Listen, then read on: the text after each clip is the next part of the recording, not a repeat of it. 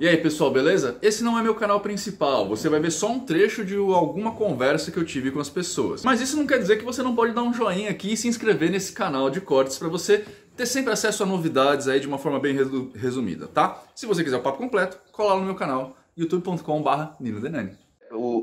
Qual que é a minha preocupação com esse tipo de coisa? Eu sou bem pluralista, né? A minha linha de magia, que é o hermetismo, ela nos obriga a olhar todas as outras linhas como linhas irmãs. Então eu sou bem plural. Mas o que me preocupa é que a visão que eu tenho do xamanismo, da pagelança, é que é uma coisa que ela não é separável da cultura. Ou seja, tipo, não existe a pagelança e o índio. Tipo, o índio é a pagelança, sabe? Tipo, é tudo a É mesma verdade. coisa. E aí eu fico me perguntando se, quando você tira isso do contexto de tribo, se você acaba não fazendo o que o pessoal chama hoje de apropriação cultural.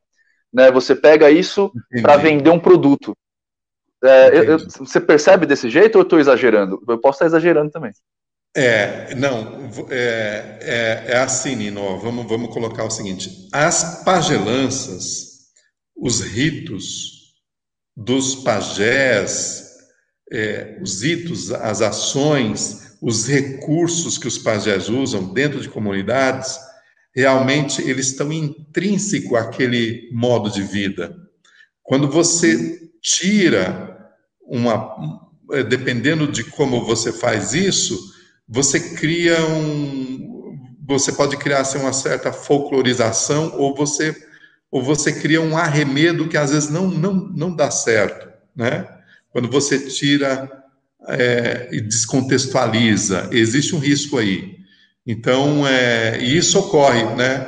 Então, vou dar como é que a gente poderia, assim, dar um exemplo? O que acontece é que muita gente, às vezes, tira, assim, objetos ou coisas de uma tradição, descontextualizando, né?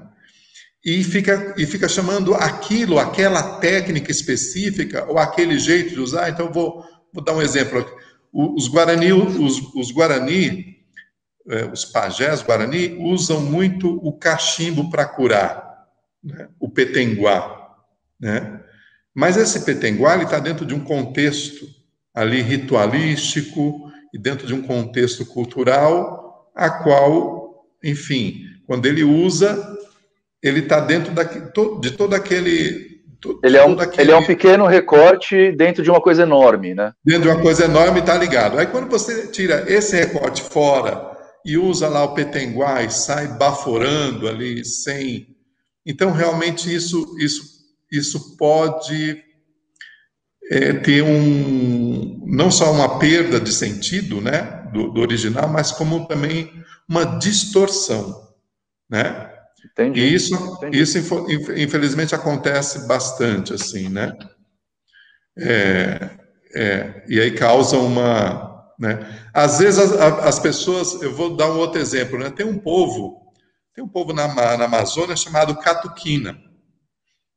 E esse povo Catuquina, dentro desse universo que é a Amazônia, por exemplo, entre os elementos de cura dentro de determinadas situações, usa-se o suorzinho das costas de um sapo pequenininho, que só dá lá.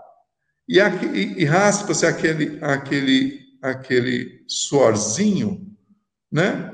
E dentro daquele contexto usa-se o pajé, o xamã de lá, né? O pajé usa ali. Quando aquilo é tirado daquele contexto, eu já não gosto muito. Eu vejo que tem pessoas aí na cidade, em vários lugares, que querem fazer a medicina do sapo. Não é a medicina do sapo. Né? Isso não é a medicina daquele povo catuquina. É como eu chegasse amanhã e fosse no hospital, seja ele público ou privado, e encontrasse lá os médicos e pegasse o estetoscópio do médico e saísse fora, colocasse aqui a medicina do médico tal. Do europeu. A medicina do europeu é o estetoscópio. O estetoscópio, entendeu? Cara, por trás daquele estetoscópio, o sujeito tem ali 5, 6 anos de faculdade, mais não sei quantos anos de residência e mais não sei quantos anos de atendimento clínico com inúmeras pessoas. Né? É esse o paralelo que eu faço. Entendi, não, é perfeito, é perfeito. Ó, só pra gente, já que a gente tá falando de contexto, o Sensimen tá perguntando aqui, boa noite, Kaká, eu conheci via internet alguns cantos Funi o Tapuyá, imagino que seja isso, e eu queria muito entender o que é o dito nos cantos, mas não fala a língua. Você tem algum trabalho que ensina as línguas? Olha só, os Funiô, os povos Funiô, os Cariri, o Chocó, Funiô Chocó e todas essas variantes são povos indígenas do Nordeste brasileiro, né? São povos assim muito incríveis, de um coração muito grande. Os Funiô, mais especificamente ali do Recife, da região não do Recife, de Pernambuco, da região lá de Palmeira dos Índios, né? O que aconteceu com esses povos? Houve uma época que esses povos eles foram caçados ali no Nordeste e eles fizeram aliança com os povos negros, que também fugiam, né, às vezes, quando conseguiam, né, dos seus algozes, e eles criaram, por exemplo, os Funiô ajudaram, por exemplo, o Zumbi dos Palmares a fundar lá o Quilombo dos Palmares. Toda a Serra de Serrainha é uma serra dos Funiô.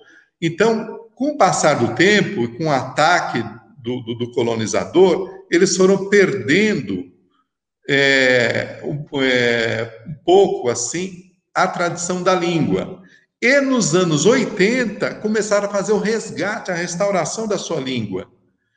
Então, eles começaram a cantar de novo os seus cantos, que eles chamam de toré, seus cantos e danças, que é toda a magia do Funiô está no toré, que são as danças, esses cantos na língua Funiô. É uma língua bem específica, né? É uma das 387 línguas indígenas do Brasil. Então, para aprender essa língua, tem que ir lá no Nordeste, tem que ir lá na Palmeira dos Índios, conectar com os Funiô, e eles são abertos para isso, tá? Eles são abertos para essa troca, para fazer essa conexão.